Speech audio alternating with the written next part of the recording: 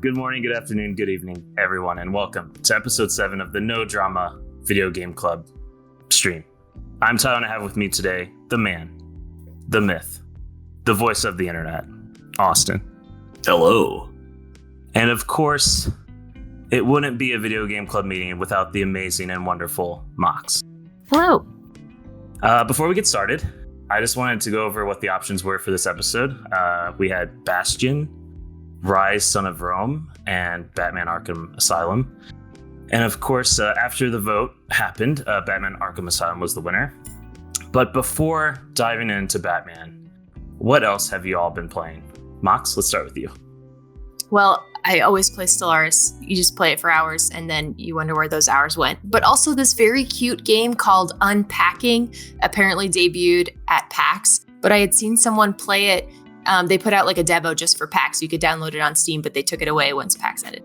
And you basically, it's like pixels, style. Yeah. And you move and you have boxes and you take things out of the boxes and you put them in the house and you get to decide where they go. And you have books, so you can put them on the bookshelf, and dishes and, little toys and stuff. And you just decorate. It's so cute. I can't wait for it to come out. And what's that called? Unpacking. I'll have to check that out. Austin, what have you been playing? I made the mistake of starting Yakuza Kiwami 2.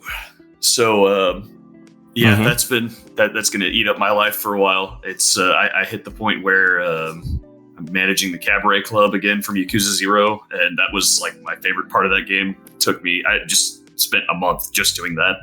So, found that and just completely stopped working on the story or side missions.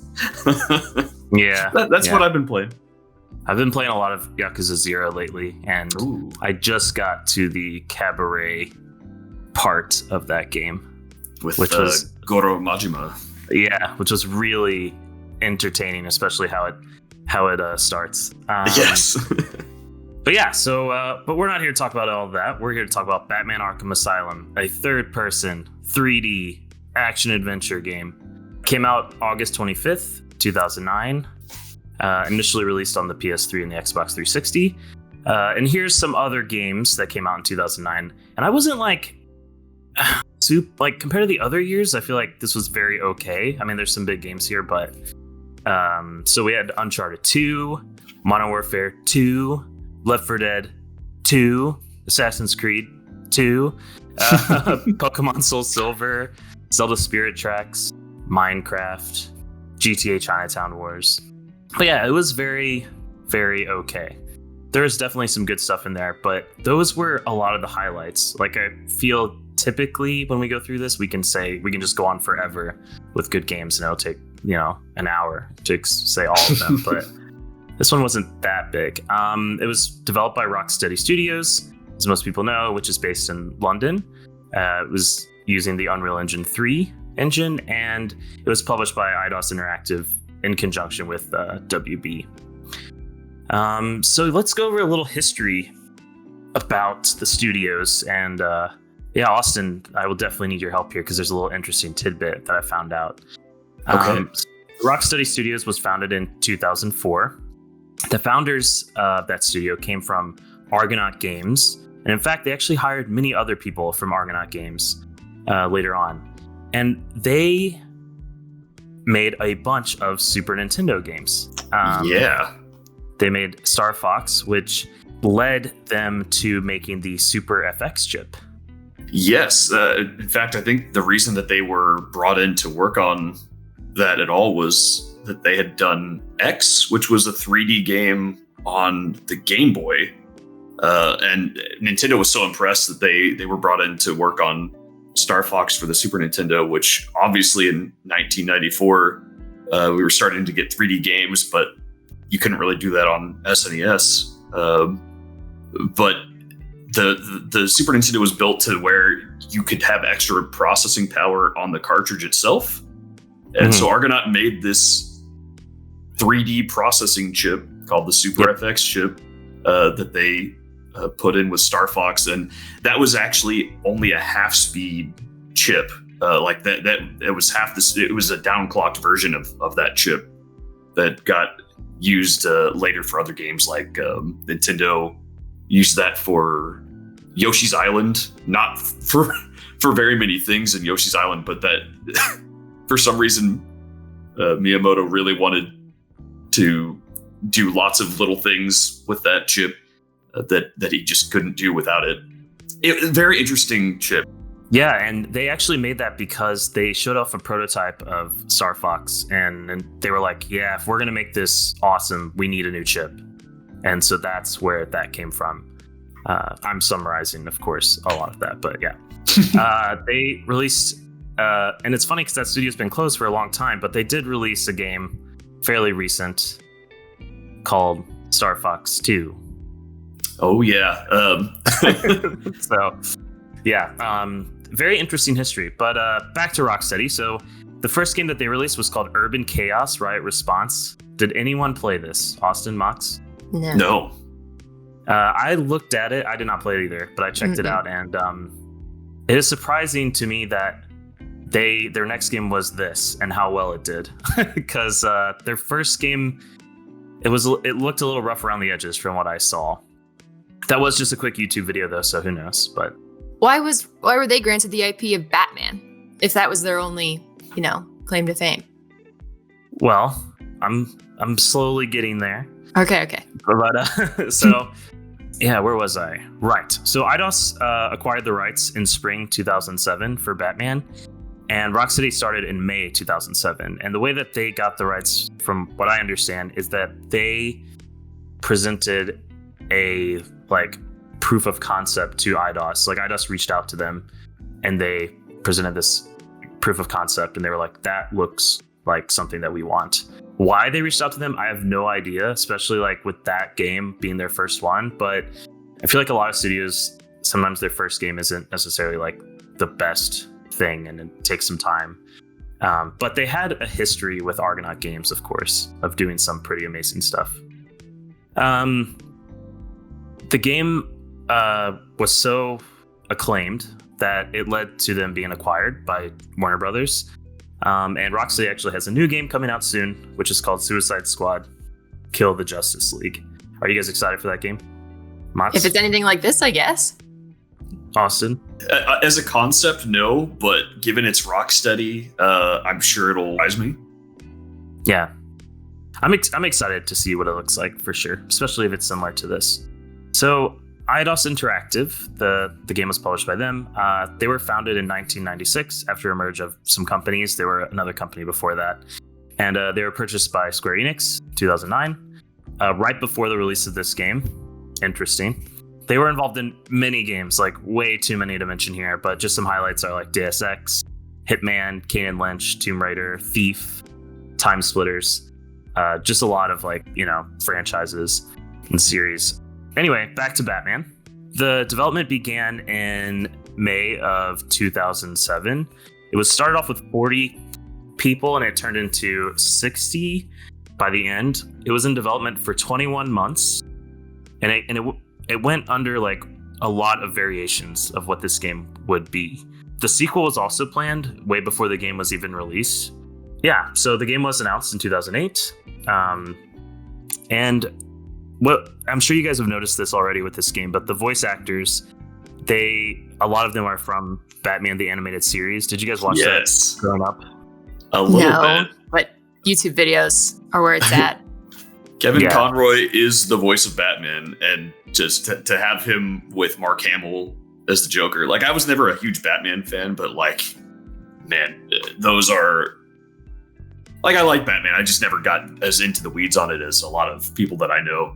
But man, having Conroy and Hamill just going at each other in this was really great. They also had the same voice actress of Harley Quinn as well. Okay. From the animated series. What's interesting there is that the guy who wrote the animated series, Paul, I think Dini is how you say his name. He was also the writer of this game. So It's kind of the crew's kind of back together. Yeah. Sort of situation. The goal of this game when they started making it was to make the game engaging enough for players who were not interested in Batman to complete it. So they were aiming for like a 6 to 8 hour game where even if you weren't the biggest Batman fan, you would enjoy the game enough that you were, that you could complete the game. Right. Which I feel like they achieved that goal. Oh yeah. I think they did. Oh yeah. The game was inspired by BioShock, Legend of Zelda, Metroid. The combat has an interesting story. They changed it 3 different times when making this game, and it was initially a rhythm game. You can see the elements that were kept. Yeah. So it was initially a rhythm game, and it changed 3 times. Some other like little dev tidbits that are interesting is Batman's cape. One dev spent 2 years just on the cape alone. That was amazing for the time, the way that cape moved. Yeah. I also was really impressed. Even when playing it like today, I was like, oh man, the cape is like, it's moving around and it's not getting like tangled up or clipping really. It, makes, and when you run, it like acts like you think it would. Yeah. Behaves properly. The devs wanted to use other Batman characters in the game, but it didn't quite fit well with the story that Paul Dini was trying to tell. They also wanted vehicles in the game, but they were cut last minute. And something interesting that I didn't know, and I don't even remember this whenever the game came out, is that there's a secret room at the beginning of this game that contains hints to a sequel. And it wasn't discovered by anyone until 6 months after the game was released.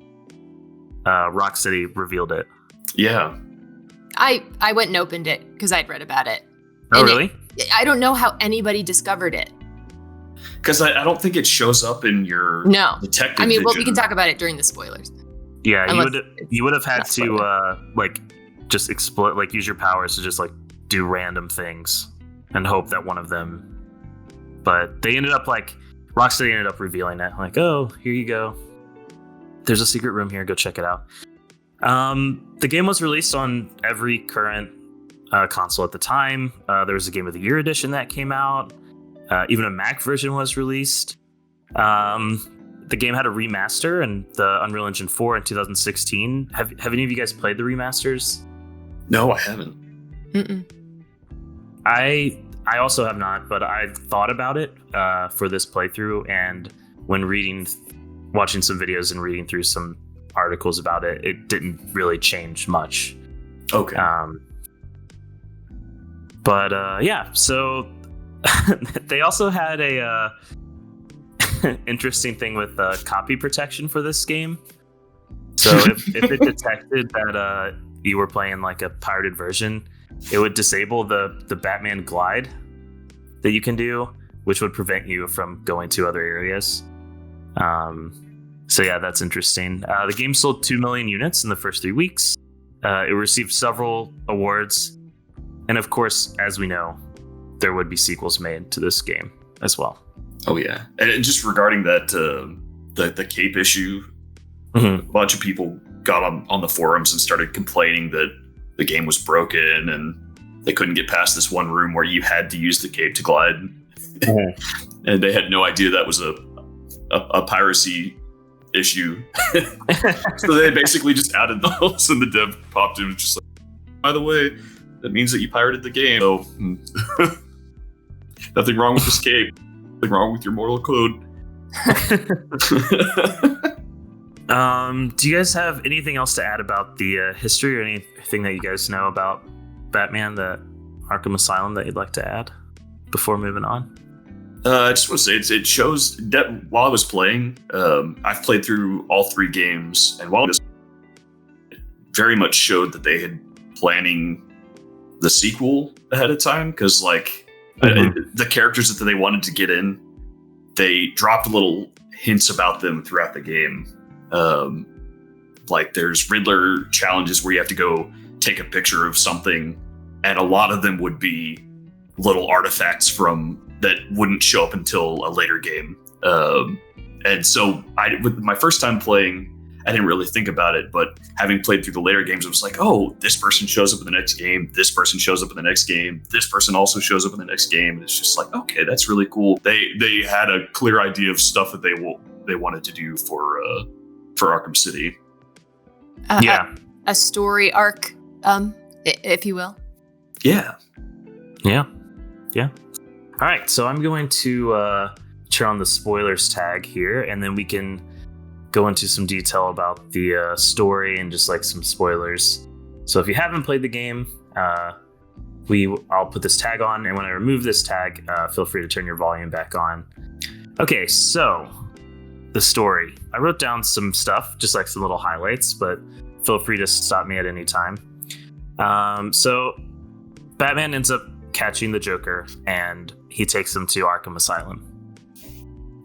They're going there because there was a fire at the prison in the Batman universe called Blackgate. And Batman, he's a bit suspicious. It's kind of like there's too many, like something smells funny. So he ends up following Joker to Arkham Asylum. And while he's doing that, Harley does something, and Joker is able to escape and ends up kidnapping Gordon. The Joker then says that he's going to blow up Gotham if anyone tries to help Batman. And it appears as though they even say that like Batman's trapped, but I was a bit, this is getting into critique a little bit, but I was like, okay, he's trapped here. Like, okay, fine. I guess everything that he owns isn't working. Like his jet, his car, all I didn't these get things. that. I thought he stays because he wants to help, obviously. Like, It's in the beginning, it's like, oh, he's trapped here. It even like says that.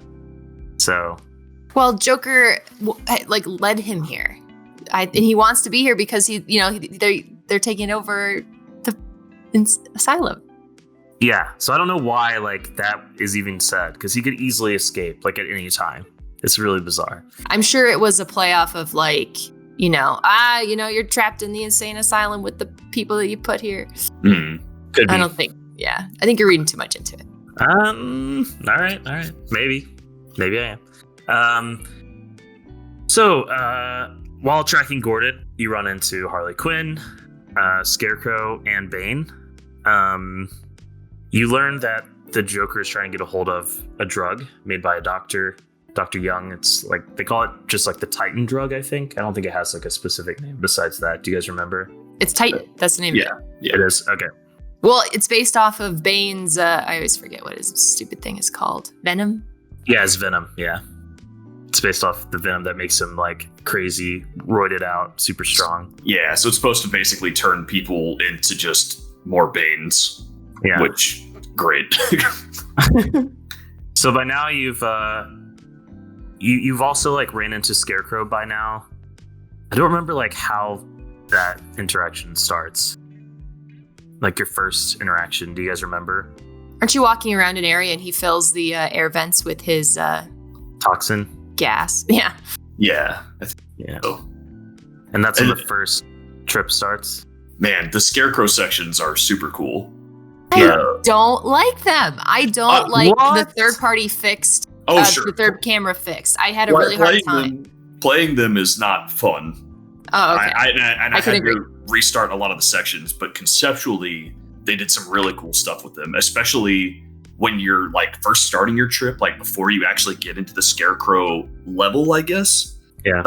Just like the hallucinations that you're starting to have, and especially on the final encounter, like when you suddenly start remembering your parents dying, and then it cuts the camera and it cuts back, and you're little Bruce Wayne walking through the hallway, but it starts to turn into the alleyway, and that was cool. And culminating in, I guess the best way to put it is you replay the start of the game, except you're Joker, and it's Joker's driving the Batmobile. You're bringing Batman into the asylum, and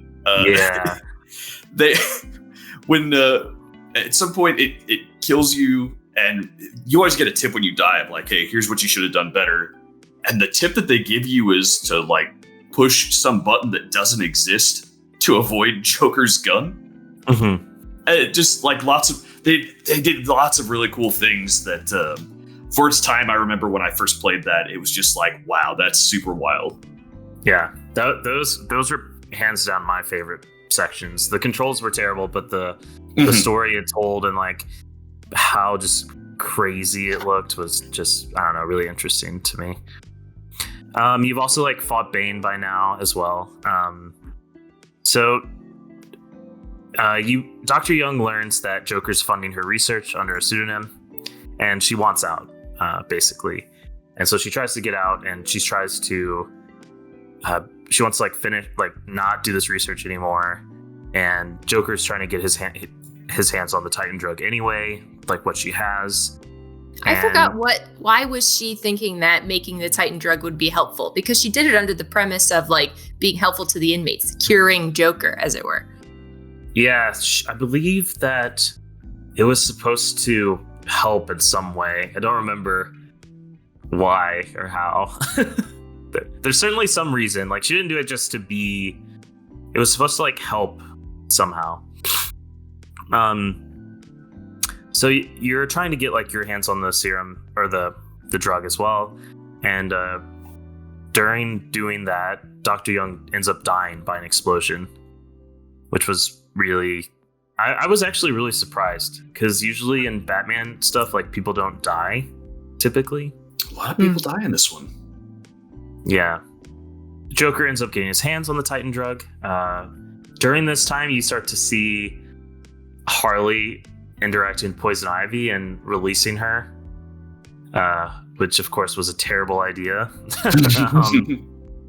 They want to create chaos. She is the definition of chaos, because she has no allegiance to anybody but plants. The whole island gets taken over by plants, and so places that you could go before you can't anymore, and places that you can go are just infested with these pods that will shoot you if you come near them.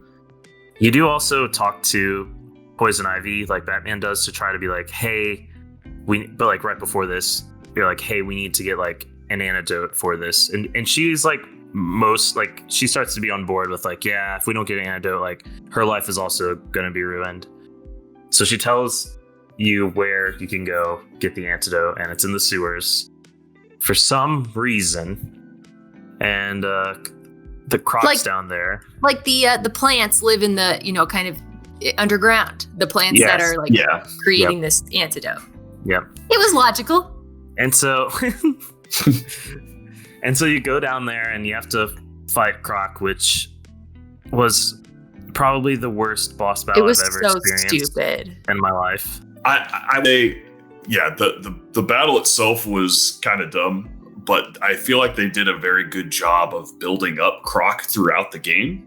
Like they show him at the start, like when you're walking through with Joker, he's pissed off, and they show him again later, and he kind of keeps poking his head out like, I'm gonna get you, Batman.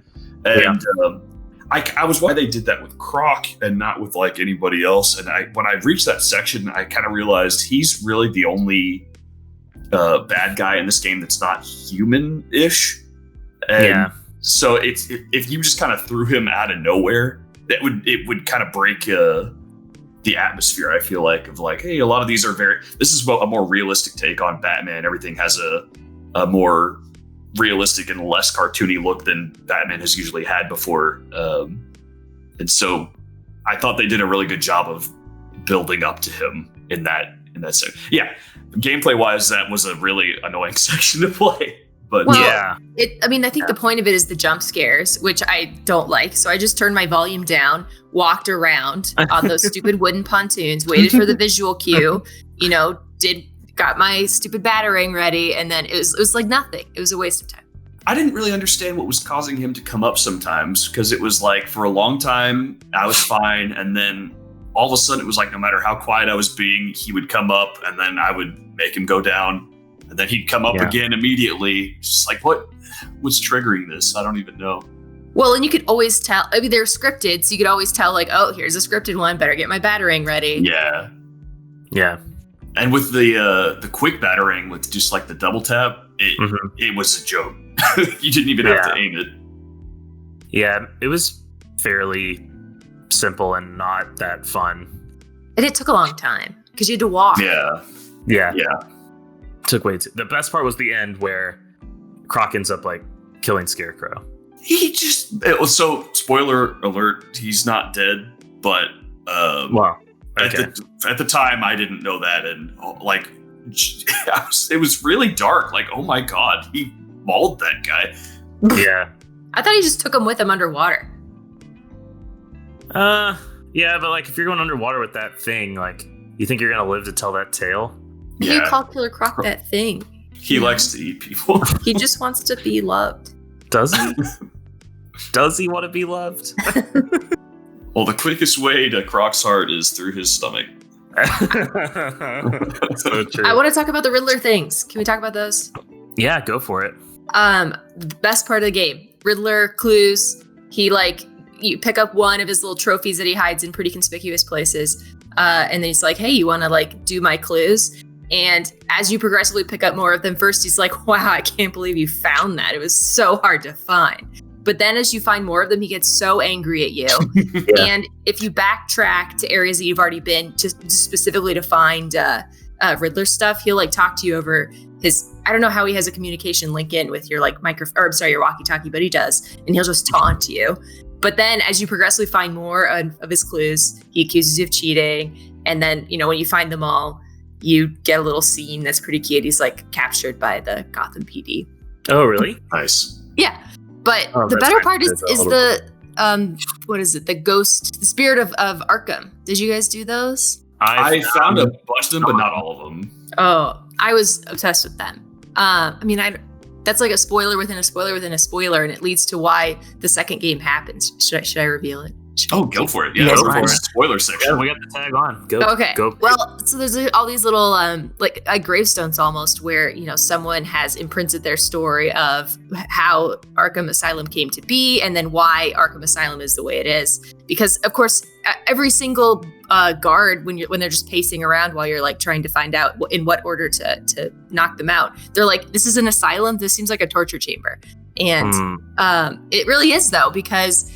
The spirit of Arkham is the guy who founded Arkham, and he hated these, mentally ill people who were going around and killing people because they were, had these weird criminal enterprises. So he basically builds this huge thing to house them until he decides when he wants to murder them.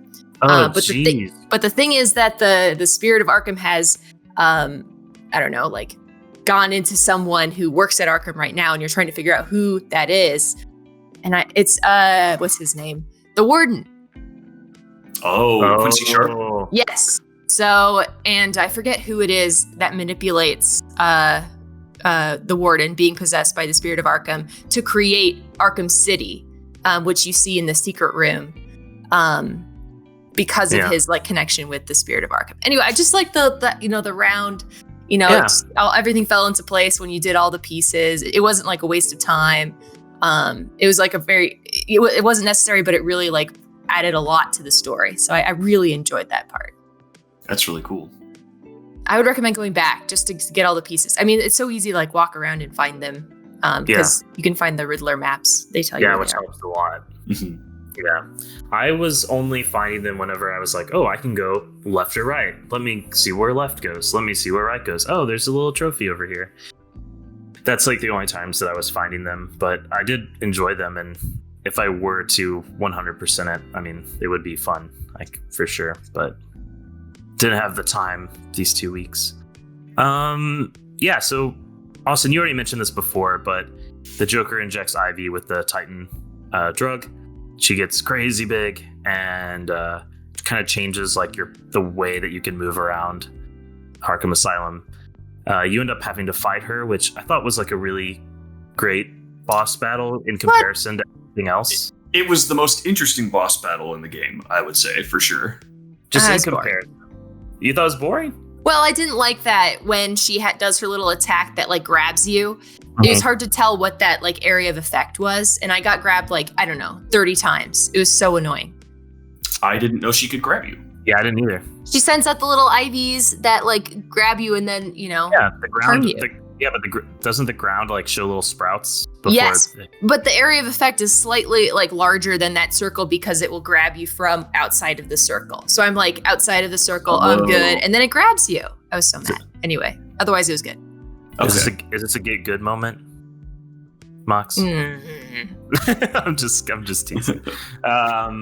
So you, after Ivy, you then go to Joker. You're finally ready for this party that he's been talking about this whole time. I actually have a question about about this game and what you guys did. Did you guys go to the visitor center at all in the middle of this game or during this game? Well, yeah, remember. I did because of Riddler stuff. So I thought that was really interesting part of this game because nothing's telling you to go there typically. But if you go there, like just during random times, like you'll get like more dialogue from the Joker, which also the Joker, Mark Hamill like recorded, I think it was like 4 times as many lines as everyone else. Because there was a lot of Joker lines. A very situational stuff he could say. Yeah. It was kind of crazy. Like if you're picking off his Goonies one by one, he'll make a comment based on how many there are left for each room. Like, you're in this area. Where you took somebody out and how and where you probably are at the moment. It's very detailed. Yeah. It was pretty interesting for sure. So you go to your party. Well, what I also liked is they're like, which was in the visitor center, but what I also liked was they were like, the goons are like building up the place during the game. Like they're building an awesome like gate and they're putting up like signs and stuff. I thought that was really cool. So Joker's there and you fight some people and he goes to shoot Gordon with the Titan dart, and Batman, the amazing hero he is, jumps in front of it. He ends up getting the Titan drug. He tries to fight it and he ends up using the antidote, the little antidote that he had on him, on himself. And the Joker's just like, you're so stupid. Then you fight the Joker. Having been injected with Titan. Yeah. And that was just terrible. Yeah, well, the most interesting villain in Batman is just goes, well, now I'm Bane. And it's not even an interesting fight because it's mainly you fight his men and then he comes down, or you pull him down with your bat claw, beat him up a little bit, and then rinse and repeat. Well, you get to pull him down because he gets distracted by the circling helicopter because he wants to be on the news, which I thought was even worse. Yeah. And he does it 3 times. Yeah, after being pulled down. It's just like, it was just not very interesting. Like, Joker has a gun. Like, yes, you know, there's all kinds. He's a smart guy. He's extremely smart. Loves chaos. Yeah. The last thing that he would do is try to get out of a situation by brute force. And but he doesn't want to kill Batman because if he loses Batman, then he loses his audience. He loses the fight they have back and forth. So I don't really know like what Joker goes for. What his I know that aspirations are. I don't know if you guys like watch Batman like animated movies and stuff, but The Killing Joke was an animated movie and also a graphic novel, I believe. Yes. And they kind of talk about that whole like killing each other sort of thing and how like they don't really like, they understand that they have to one day, but they like don't want to, sort of. Well, Batman doesn't want to because he doesn't kill people. He doesn't use any lethal means. But it's interesting. Anyway, so you fight Joker, hooray! And then after that, after the victory, you hear about Two-Face causing problems. And I'm assuming, I haven't played Arkham City, but I'm assuming Two-Face plays a role in that. Oh yeah, yeah. Arkham City has so many villains in there that get hinted at in here. You also, what is Mr. Freeze? Oh yeah, that's a great battle. That's a very interesting fight. Okay, because I saw like in Arkham Asylum, I saw like a frozen door I was like, what could this be? Well, that's part of the Riddler thing. If you scan all of his stuff, you learn about basically every not only every villain that's in this game, but every villain that's in Arkham City. And then also you get a little scene of a crate of the Titan drug floating in the ocean as well.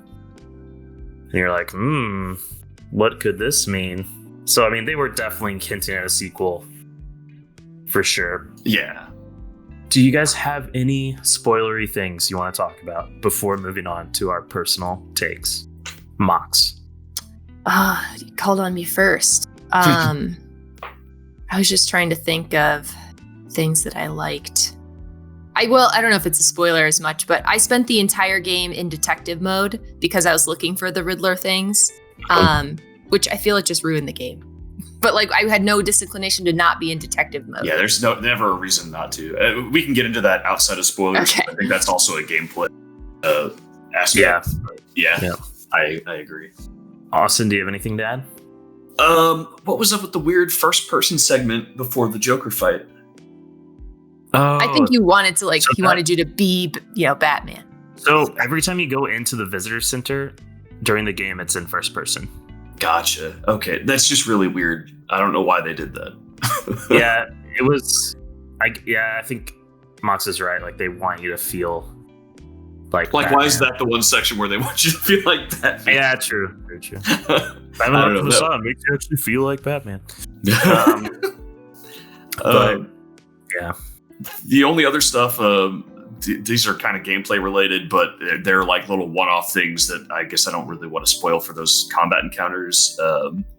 There was a section where, the thugs wear collars where if you take one of them out, it starts to this Joker cry to alert their buddies. Yep.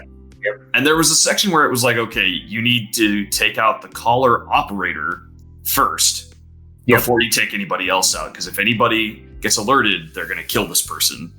Mm-hmm. And so I went and took out the collar operator, and then everyone that I took out in the room, their collars still cried, and it was just like, what? So the point of that was the collar operator was he heard the collar, and he was the one that was in charge of the cages that would drop these people into an abyss. Oh, okay, I understand. So you had to take out the guy who had the handle. Gotcha. To the guy who cage. had control, yeah. Okay, that makes sense. And then there was a room where, in a lot of rooms, there are perches that you can move around on to kind of stay hidden. Gargoyles. Yeah. And so there was one room where they put explosives on all the perches. Yeah. And if you got onto one of them for more than a couple of seconds, it would explode. And then they know where you are. Yeah, that room was really annoying. I like that. They forced you to do the ground techniques. Which Sure, of course, they forced you to do the ground techniques, but if I remember right, everyone in that room had guns, didn't they? yes, so you had to be stealthy. It took me Yeah. I don't know, It was 45 be minutes. stealthy, in that but room. don't use the main stealth thing that you have. Yeah. I was frustrated. I mean, I didn't have a super hard time getting through it, but it was just like, damn it. It's one of those things where you're given tools and you're taught something, and then they take that away from you. Yeah. They're like, oh, you know this technique that we've taught you to use and that you've been using this whole time. Yeah, you don't have it anymore. Now I'm do glad it. that didn't keep happening later, so I'm glad it was just in one room. If they It was in the room, I believe that's on the screen right now, but it was later in the game. You Later come back on, to the yeah, same room. Later on, yeah. Yeah. And so it's because it's like a 3-tiered room, so you want to be high up because then you can have a vantage point. Yep. So it was really Like hard this. when it was ground based. Yeah. All right, so I'm gonna turn the old spoilers off, and we can get into our personal takes here. Okay. So let's start with you, Austin. How'd you play the game? What did you think? So I played on PC with a controller, and this is my third time playing it. Did you use your Ouya controller? No, I used an Xbox One controller. All But, right. So I originally played it on 360, and then played it on PC a few years ago when I decided to play through the whole franchise. And then, so that having played Arkham City and Arkham Knight, I figured this one wouldn't have aged as well, and that I would not have as much fun, especially because it's kind of more contained. I figured stuff wouldn't be as polished. I had a very good time here, surprisingly. It felt a bit more focused. Some of the moves I didn't really love, like the inverted takedown was painful to use a lot. And it being stealthy kind of felt like it would constantly punish you. Like when I would take somebody out with stealth, Joker would just alert everybody that I took somebody out, and they would go search around anyways. Little things like that. Some of the gliding and grappling hook mechanics, I think, were improved in later games. But I mean, overall, I had a breeze going through, and I had a good time going for the Riddler stuff. Kevin Conroy and Mark Hamill, again, big highlight of the game for me. Graphically, it's held up really well outside of like the characters' faces. Faces are pretty bad. Yeah, especially they're like bulbous eyes. And Oh, when yeah. they're talking. Oh gosh. yeah, and the cutscenes are really bad because I guess it was made for consoles first, and I remember playing on console during cutscenes. It was just like, oh, cool, and on here it's just like, wow, it looks really like when the full motion video cutscenes look worse than the game. It's a bad situation. Yeah. When I was first setting up the game, it told me I didn't have recommended hardware because it was looking for a minimum GTX 260. So I just thought it was interesting that you mentioned this was inspired by Metroid, because after our discussion about Metroidvanias last time with Axiom Verge, I was like, this is kind of a 3D Metroidvania. There's level ups, some aspects for sure. There's gear that you use to traverse to other areas. I don't think you have to use it a lot. So I mean, I wouldn't call this a Metroidvania, but I was like, yeah, there's aspects to a Metroidvania here. So I just thought that was funny. The opening sequence was really, really long. It's really long. Yeah. And it's unskippable. I mean, you get to walk, at a speed that's slightly faster than what they roll Joker at, but not too, but not too slow. Yeah, so you have to like slow yourself down a little bit. And so, I didn't love that, but there's stealth, but there's little action, so like you don't have to be stealthy all the time. So you had different ways that you could approach different situations, which I liked. Nice. Mox, what about you? I liked it a lot. I had played like 90% of it back when it first came out. It was so long ago. I did play it on Steam, but it was so long ago that Steam had only like retained my achievements, which I thought was weird. But anyway, so I replayed a lot of that part, but it looks good for its age. I had most recently played Arkham City, where you're able to like grapple, and then kind of while you're in the middle of moving, you're allowed to grapple again, like a Spider-Man way. So I kept trying to do that over and over again, and it didn't work, obviously, because you can't do it in this game. But you get used to it over time. And although it's nicer to move in Arkham City, where of course it's a larger space, more open space, like you said. It didn't take me that long to get between areas, especially when I found like I went the wrong way. But anyway, in general, I liked it. I love stealth games. What am I trying? Horizon Zero Dawn, where you can basically stealth the whole game if you wanted to, except for the big robots. I really enjoyed like swinging between all the gargoyles for like 10 minutes while I'm trying to figure out when I should get this one guy, and then walking around on the ground as I try and get this other guy. I love those kinds of like Metal Gear Solid planning stealth games. The Riddler things are the reason to play Batman games, in my opinion. They're so fun. They have like a bunch of different kinds of puzzles that you can do, and I like the tie-in with the Batman, DC universe, which I really enjoy. Yeah. I hate the combat. I got like 60% through it, and I would just die so many times just doing combat things. And like watching the video that Austin recorded, I'm like, how did he know how to do it when he first started the game? Because I would button spam, and this game punishes you for doing that. Like you have to just tap in like in the sequence, which is where I think I see the rhythm component. Yeah.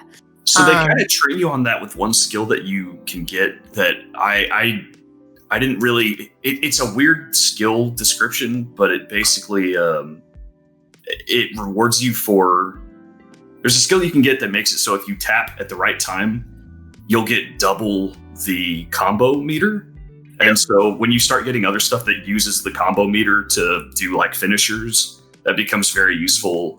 And it's also great for getting more experience. And so I had gotten that in a previous playthrough, so that I had kind of trained myself in Batman games to do that rhythmic tapping. That was the reason that I had done that.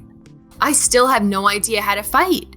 Because it seems like you should move your control stick, but he will also like look around to see whoever's closest to him. I had no idea. And trying to keep your combo up in this one specifically is really bizarre, because if somebody's like down on the ground, it's really a crapshoot if you're going to, even if they're not on the ground, it's a crapshoot if you're going to actually go punch in that direction. Really, the main thing in this is punch until somebody's attacking you, and then just you can counter in the middle of an attack that you're doing if you just tap, I guess it's Y. And so if you're just keeping watch for that counter icon, then you end up not having to pay too much attention.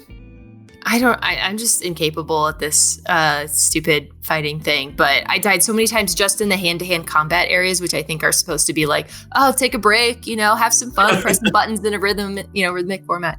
But whatever, it was fine. Just the graphical glitches in the video. Yeah, the leaves floating. I know it's like we're off kilter, but that's okay. But anyway, I loved it. I forgot how much I like this game.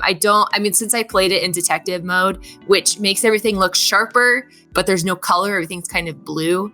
I forgot how atmospheric the game is, watching like the video that we're watching.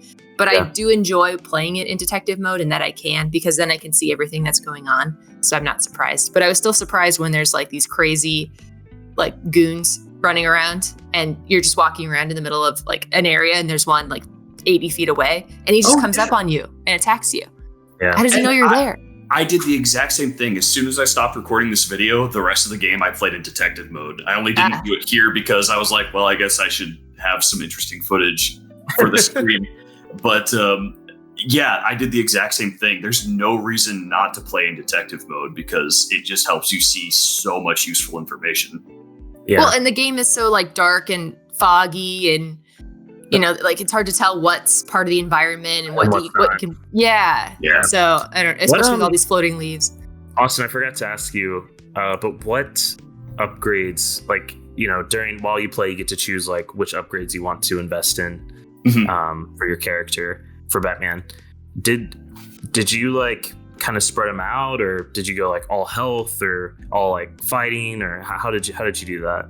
A lot of the upgrades I didn't really find that useful. I went for the inverted takedown first because I remember that being more useful than it was. And then I did the rhythmic punching skill, and then after that I just kind of threw it at whatever. I would get a health upgrade every once in a while because I hit a point in the game where I was starting to have a little trouble with combat, and like if there were people with the tasers, that was one thing that was kind of tough with detective mode on. It was hard to see the people holding tasers. So I would punch somebody, get shocked, and be like, "Oh shit! I need to turn off my detective mode, or I need to flip over this guy, or stun this guy with a knife, or." What about you, Mox? I ended up getting all of them because the Riddler clues give you so much experience. But at first I was like, I don't need those, health things. Just like avoid, because he's Batman. He can just take those punches. So I was like, get all the what are they called? The batarangs, because you can use them in combat, but also outside of combat. Like if you're approaching, you could send 3 of them at once, and if you upgrade them, it'll actually like knock them out. All right, so you don't have to fight them. The 3 at once was a really... I'd never used that in previous playthroughs, but it came in handy in this one, specifically for a section later, like I'll just call it the pod section. I never really knew in the past how to deal with those, and all of a sudden this time it was just like, oh, that's what I should have been doing. It makes your life a lot easier. So much easier, yeah. And then when I died to like all those what are they called? The Titan When they make you fight the Titan guys and the regular guys at the same time with tasers and knives. I couldn't do it. I did like 3, whatever they're called, health things in a row. Okay. Just curious. Austin, also, before going back to Mox, what would you give this on your infamous 10-point scale? Shoot. Man, I would probably put this between like a 7 and an 8. Okay. Just makes sense. I mean, it's really fun to play through. Quite a breeze. The bosses are kind of lame. Yeah. There's little annoyances here and there, and just in terms of, it's not like spectacular. It's a really good time. And so, like when I say 7, that's not a bad score. Most people go, "Oh, it's only a 7." Yeah. I'd say 7. If a game with a 7, you should be having a pretty good time with it. Okay, makes sense. I give the same score. It gets repetitive after a while, and although the different bosses and the different Batman characters had a nice variety, it was a very repetitive game. But it is a good game. I enjoyed it. Awesome. Anything else to add, Mox? No. Okay. So I played it on PC with an Xbox controller, and I actually ended up playing it in 4K on ultra settings, on my TV, and it ran perfectly, like no issues, and it looked great. It was a good time. The game was really exciting for me at first, but I don't know, I was a bit lost whenever like the whole trap thing got me, and maybe it was a play on words, but I was like, okay. And then of course it felt like it was really hyping me up in the beginning, only to kind of disappoint me towards the end. So it was a bit anticlimactic for me. But the game looked and sounded amazing, especially for the year when it was released. When you said 2009, I couldn't believe it. Yeah, it's kind of nuts. But I loved it, that part of it. The gameplay for me was okay. The combat got really boring for me. I invested mainly in the health, and I always do that for games. I always go all health right away. And it just, I don't know, it just got really boring for me after a while, like the combat. The detective stuff, I loved it. I love being in detective mode, and there was almost like no reason not to be. So I spent a lot of the game playing that. Unless I wanted to see something like, how does this actually look? Then I would turn it off. Exploring was really fun. My favorite part about exploring was the interview tapes. Yes. Oh yeah. I listened to every single one of them every time, which usually for games I don't do that. Especially if you do that for Metal Gear Solid, like you're just going to be listening to people talk for ages. I think stuff you have no idea about. Yeah. Well, in this game, you could listen to them as you played. It'll only be interactive. That was a really good part of it. Yeah, but I paid attention to, I love them. I felt like the story was really good, but they could have done a bit more. And like Austin, like you already mentioned, like the boss battles for me weren't that great. I didn't get all the Riddler stuff, but what I found I really liked. So I would say for me personally, it was like an 8 out of 10. I had a really good time with it. I do wish you would have spent more time in the Batcave. Yeah, there wasn't a whole lot to do there. Yeah. It was a backup Batcave. A Batcave. Yeah, backup Batcave. A Batcave. But have you guys played the Telltale series at all? I've played the first one. I haven't done the second one yet. Have you, Mox? No. You definitely spend some time in the Batcave, and it was like a really interesting part of the game. You actually have to do more detective stuff. Yes. In that one.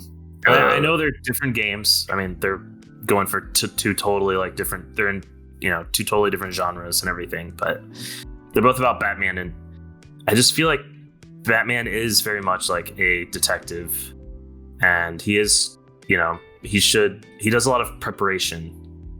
Typically, he seems like he's always prepared for the situation. There wasn't much of that. It was more just running around feeling like you're Batman. That's kind of really all I have to add about the game. Do you guys have anything else you want to add? Let's play the other ones. Let's play the other ones. Oh gosh, are they longer? Same I'm pretty sure they're longer. Yeah. There's more other stuff too. Yeah. So so that was Batman Arkham Asylum. Our next 3 games that were nominated by Mox were Eversion, Until Dawn, and Soma. And if nothing crazy has happened, it looks like Soma is going to be the next game we play. Have you guys played Soma before? I've watched the playthrough. Austin? I've played a small chunk of it. You've dabbled. I've dabbled. Dibbled and dabbled. Yeah. Are you excited to return to it? No. Yes. What? It's from the same makers as Amnesia. Yes. And both of them are games that I really wanted to like, but it's just like the way that it's paced. Okay, let me tell you a secret. There is a mod you can download that makes all of the things that you're trying to run from non-hostile. So all you do is just walk through the environment, and I plan to play it that way. I thought about doing it that way just because I was kind of struggling with getting past some parts, but then I was just like, I don't know if I feel like that would be just a different experience than what the actual game is supposed to be. So I don't know. It'll be interesting to force my way all the way to the end this time, but I definitely have considered doing a mod like that just to check the game out to the end if I was having trouble. I'm a huge baby, so I'm very Me too. scared to play it, but I'm going to do it. I'm like so determined. I'm like, it's gonna happen. It's spooky month. I got no excuses. Need to, just play it during daytime hours. I'll be fine. I mean, the story is so compelling. I think that's what we'll probably spend most of the time talking about, because the gameplay is like, I don't know, just kind of meh. Yeah, the atmosphere and the piece that I had played story-wise was very interesting, and I am really interested to see how it plays out. So at least from that standpoint, I'm excited. Awesome. So it's going to be Soma. Thank you everyone for joining. As always, the stream will be on October 11th, 2:00 Eastern, some other time, wherever else you're not in Eastern time zone. Austin, thank you for joining as always. Yeah, absolutely. And Mox, thank you for joining as well. Thanks for having me. Of course. I'm Tyler, and that was the No Drama Video Game Club, episode 7, and we're out. See ya.